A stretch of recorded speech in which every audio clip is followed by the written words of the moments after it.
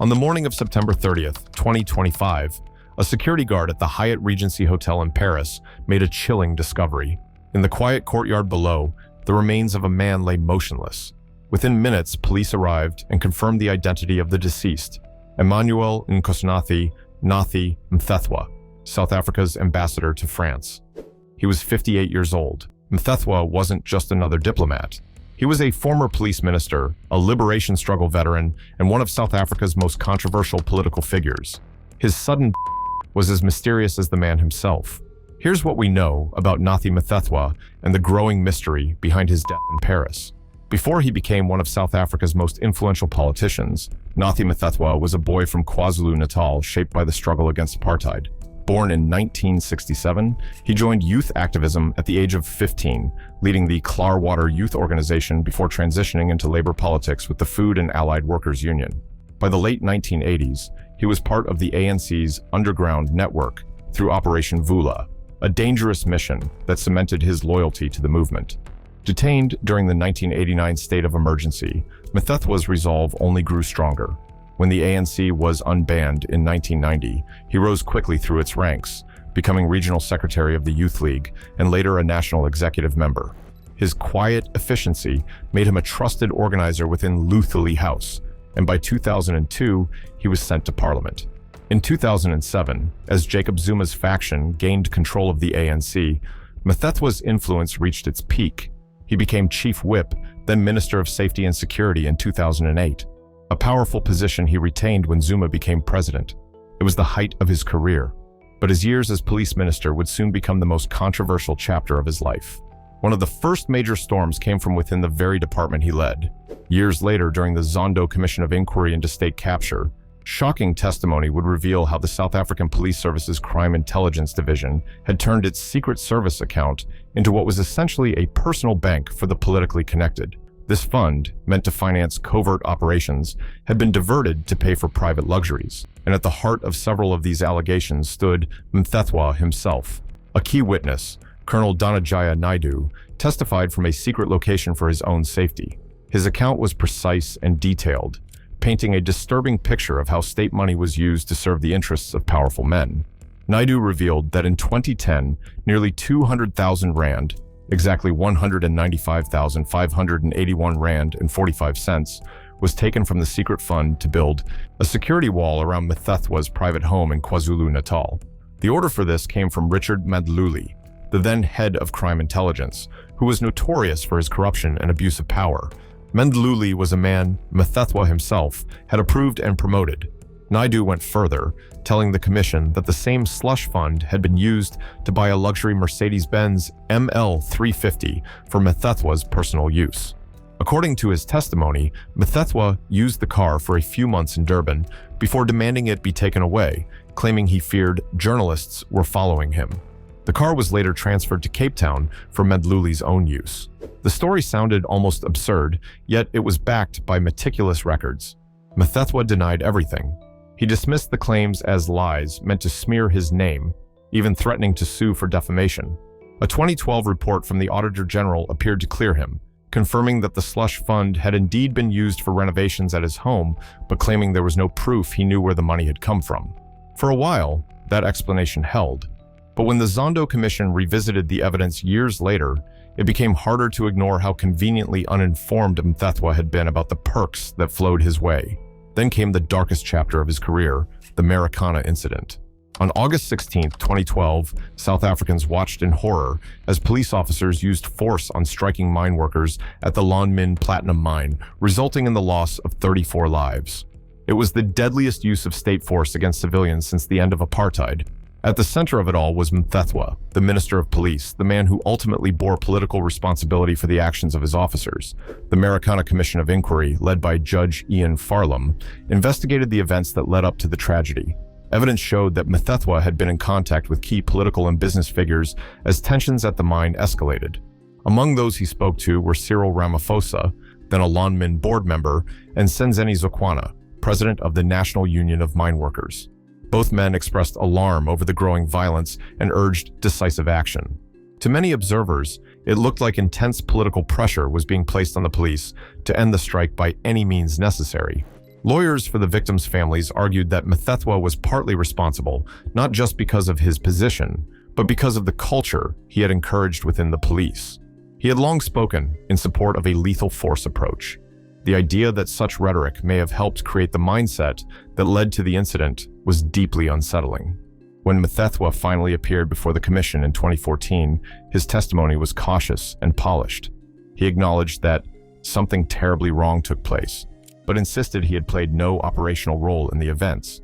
He accepted political responsibility in words, but distanced himself from the actual decisions that led to the tragic outcome. In the end, the Farlam Commission stopped short of recommending any action against him, a decision that angered many who felt justice had been denied. The judge did, however, criticize a public speech Mthethwa made after the incident, calling it a serious error of judgment for appearing to praise the police even as the nation mourned. By the time the dust settled, Mthethwa's reputation had already been battered. But one more scandal would tie his name even closer to the Zuma administration's culture of corruption, the Nkandla affair. While the Marikana tragedy exposed the human cost of political negligence, Nkandla revealed the financial rot that had spread through the government. During Mthethwa's time as police minister, the state spent more than 246 million rand on so-called security upgrades at President Zuma's private home in Nkandla. These upgrades, supposedly meant to protect the president, somehow included a swimming pool, a cattle kraal, and a chicken run. In 2010, Mthethwa used his authority as police minister to declare Zuma's home a national key point, a legal term usually reserved for vital state facilities like power stations or military bases. That declaration was the key that unlocked the flow of public money into what was clearly a private project. It gave the spending a thin veneer of legality, allowing the state to justify what was, in reality, a misuse of taxpayer funds. When Public Protector Thuli Madonsela investigated the scandal, her findings were damning. In her 2014 report titled Secure and Comfort, she concluded that Mthethwa's decision had been improper and amounted to maladministration. She made it clear that by declaring Nkandla a national key point, Mthethwa had paved the way for state money to be used where it never should have been. The report placed him squarely among those most responsible for enabling the abuse of public funds. Mthethwa, as always, defended himself. He claimed his actions were lawful and in line with his duty to protect the head of state. But the public was not convinced. The scandal damaged not just Zuma's image, but also that of every official who had played a part in it. And though Mthethwa eventually received only a mild reprimand from the president in 2016, the stain of Nkandla never truly faded. By the end of the Zuma years, Nathi Mthethwa had become one of the most controversial figures in South African politics. To his allies, he was a loyal cadre who stood by the movement no matter the cost. To his critics, he was a symbol of how power and loyalty, when left unchecked, can corrode the very institutions meant to serve the people. By the time the 2014 elections came around, Nathi Mthethwa's name had become almost synonymous with controversy. He had weathered the storms of Marikana and Nkandla, and although he still had the trust of President Jacob Zuma, the public's view of him had soured. When Zuma announced his new cabinet, Mthethwa wasn't removed entirely, but was quietly shifted from one of the most powerful positions in government to one of its least threatening ones. The man who once oversaw the entire police force was now the Minister of Arts and Culture. To many observers, this wasn't a promotion, it was a soft landing, a way to remove a loyal but tainted figure from the political firing line without outright firing him. Mthethwa had become too controversial to keep at the center of power, yet too loyal to be cast aside. Moving him to arts and culture was a strategic act of political recycling, the kind that had come to define how the ANC managed its inner circle. The problem was that Mthethwa had no background in the arts. His life had been built around political organizing, security, and government structures, not the creative spirit of South Africa's artists and performers. His appointment looked less like a decision based on merit and more like an attempt to keep him on the payroll while keeping him far from controversy. It reflected a wider pattern in South African politics, where loyalty often counted for more than skill or suitability. Still, Mthethwa settled into his new role. For a while, he kept a low profile, but soon it became clear that he was out of his depth. The arts community, comprising musicians, actors, writers, and cultural leaders, quickly grew frustrated. They accused him of being absent and disconnected from the realities of those he was supposed to represent. For many, Mthethwa became a symbol of a government that had lost touch with the people it was supposed to serve. As time went on, his relationship with the arts sector deteriorated. He often appeared only to issue statements of sympathy or congratulations, but never real solutions. Whether it was the death of a beloved artist or the success of a South African production overseas, Mthethwa's public appearances began to follow a predictable pattern. Condolences when someone passed away, congratulations when something good happened, but little else in between. His critics began calling him the Minister of Condolences, a nickname that captured how invisible and ineffective he seemed. By 2020, when the COVID-19 pandemic struck, the cracks in his leadership had become impossible to ignore. The arts and entertainment industries were among the hardest hit by lockdowns, with thousands of performers losing their income. Many expected Mthethwa to step up, to fight for relief funding or support packages for struggling artists. Instead, he was seen as passive, offering little more than statements of sympathy. Frustration boiled over in early 2021 when one of his tweets was seen as dismissive of the crisis facing the theater industry. Within hours, the hashtag Nathi must go began trending across South Africa. It wasn't just the artists who were angry. Ordinary citizens were fed up too. They saw him as part of a political class more interested in protecting itself than serving the people. A biting column from News 24 summed up the public mood, dubbing him the Minister of Condolences, Congratulations, and Other Witchcrafts. It was a harsh but fitting reflection of how disconnected he had become from the realities of his portfolio. Then came the flag fiasco. In May 2022, Mthethwa's department announced plans to build a massive 100-meter-tall South African flag in Pretoria's Freedom Park, a monument to democracy with a price tag of 22 million rand. The timing could not have been worse. South Africans were grappling with rising unemployment, soaring food prices, and rolling blackouts. And yet, here was their arts minister proposing to spend millions on a flagpole. The public backlash was immediate and fierce. On social media, citizens mocked the idea as tone-deaf and wasteful. Opposition parties accused him of losing touch with reality. Even President Ramaphosa was reportedly unimpressed. But Mthethwa dug in, defending the project as a symbol of national pride and social cohesion. The more he tried to justify it, the worse it got.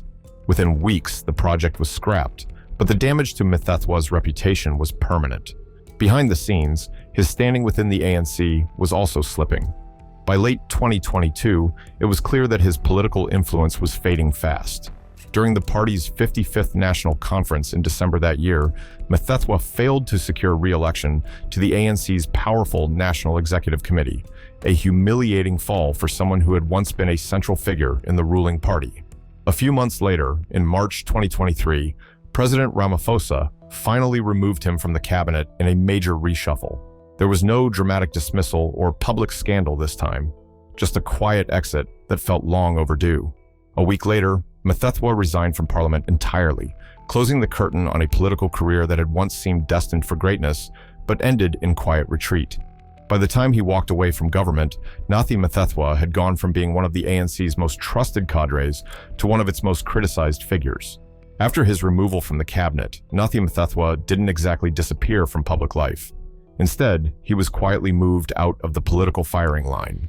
In early 2024, the former minister reappeared on the global stage, this time wearing a different hat as South Africa's new ambassador to France. It was a move that felt less like a promotion and more like a polite exile. For years, South Africa had followed this familiar pattern. When a loyal comrade became too controversial to keep at home, they were sent abroad, far from the chaos of local politics and the reach of investigative commissions. Paris, with its quiet diplomacy and elegant distractions, seemed like the perfect place to park a political heavyweight with too much baggage. For a while, Mthethwa managed to stay out of the spotlight. He hosted cultural events, smiled for photos, and represented South Africa in a city that knew how to put scandals behind it. But, as history has shown, political ghosts rarely stay buried. And in September 2025, one came back to haunt him. Back in South Africa, the newly established Madlinga Commission of Inquiry was making headlines. The commission was digging into corruption and political interference in the criminal justice system. And one day, an unexpected name resurfaced: Nathi Mthethwa. On the witness stand was Lieutenant General Emmanuel Nkosinathi, a respected police officer who once served as acting national commissioner.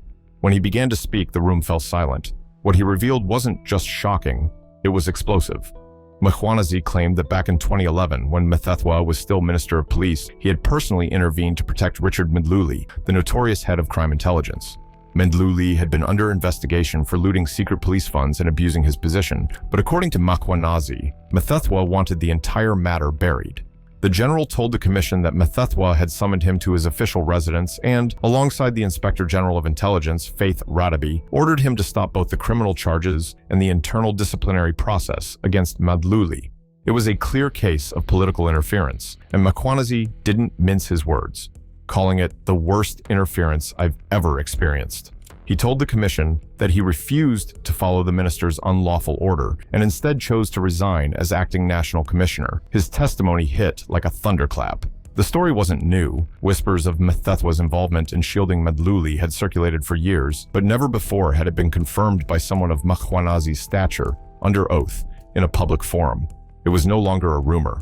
It was official testimony that connected Mthethwa to one of the darkest chapters of state capture within South Africa's security forces. News of the testimony reached Paris almost instantly. For Mthethwa, who had spent the past year trying to reinvent himself as a statesman and diplomat, it was a devastating blow. The headlines back home painted a picture of a man whose past was finally catching up with him. Political commentators began speculating whether the ambassador might soon be recalled or even investigated. The once loyal minister who had survived the Marikana fallout, the Nkandla scandal, and years of public outrage was now facing the most damning accusations of his career. And this time, there was nowhere to hide. According to his family, Mthethwa was aware of the storm brewing back home. His brother-in-law, Sifiso Buthelezi, later revealed that he had spoken to Mthethwa about the testimony, but the ambassador appeared calm. He reportedly brushed off the allegations as a non-issue, insisting that he had nothing to worry about. Whether that was genuine confidence or quiet denial remains uncertain, because the next incident that happened was the tragic passing away of Mthethwa himself. When the remains of Mthethwa were seen in the Hyatt Regency Hotel in Paris, the first reports painted a grim picture. Mthethwa had fallen from a room on the 22nd floor of the towering hotel. Investigators found that the window of his suite, a window that was supposed to be sealed shut for safety reasons, had been forcibly opened. In an establishment renowned for its high security, the detail immediately stood out. Something about the scene didn't fit the story of a man who had simply decided to end it all. And yet, the clues were confusing enough to raise more questions than answers. As French police began their investigation, journalists in both countries started connecting dots. In the final weekend before his death, there was little sign that anything was wrong. On Saturday, September 27th, 2025, Mthethwa attended the 109th anniversary of the Battle of Delville Wood in Longueval, France, a symbolic event for both French and South African veterans. Dressed immaculately as always, he greeted guests, gave a short speech, and appeared in good spirits. Those who interacted with him that day later said he seemed calm and collected, even cheerful. There was no visible hint of the storm that was about to follow. 2 days later, on the evening of Monday, September 29th, his wife received a message that would change everything. It was described by French authorities as disturbing, containing both an apology and an apparent indication that he appeared emotionally distressed. Alarmed and unable to reach him afterwards, she contacted the police in Paris and reported him missing.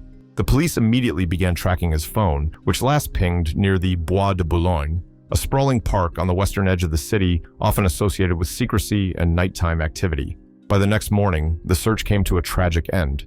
At around 7 a.m. on Tuesday, September 30th, a security guard at the Hyatt Regency Paris Étoile, one of the city's tallest hotels, discovered Mthethwa's unresponsive remains in an inner courtyard of the building. He was 58 years old. The French authorities quickly sealed off the area, and within hours, news broke that South Africa's ambassador to France had died under mysterious circumstances. Investigators found that Mthethwa had checked into the hotel alone and booked a room on the 22nd floor. The most puzzling discovery was that the window in his room, designed to be locked and sealed to prevent accidents, had been forcibly opened. Yet there were no signs of a struggle, no traces of drugs, and no evidence suggesting anyone else had been in the room. Based on the final text message to his wife, police in Paris initially concluded that it was likely a self-inflicted incident. French media quickly reported the same, describing it as a death the authorities considered self-inflicted. However, the story didn't end there. In Pretoria, the South African government expressed shock and announced that a team from the South African Police Service would travel to Paris to work alongside the French authorities. The move was presented as a gesture of transparency, though the team was later reduced from 5 officers to just 1 senior representative. Officially, the message was that everything would be handled thoroughly and respectfully. Unofficially, many South Africans believed the real answers might never see the light of day. As more details emerged, the story began to twist into a deeper mystery. If it was truly a self-inflicted incident, how had the hotel's reinforced window been forced open from the inside? And if it wasn't, who else had been in the room? No camera footage from the hotel corridors was publicly released, and investigators provided little information about who had access to his floor. Theories began to spread, some pointing to the immense political pressure he faced after the explosive testimony from the Madlanga Commission, while others suspected that someone may have wanted him silenced before he could defend himself. The most haunting question of all was about the final message to his wife. French officials confirmed it contained words of apology, but they never disclosed the exact phrasing. To his family, that secrecy made the official version even harder to believe. His brother, Nathi Mthethwa, publicly rejected the self-inflicted incident theory, saying the family had many unanswered questions and that they were determined to uncover the truth.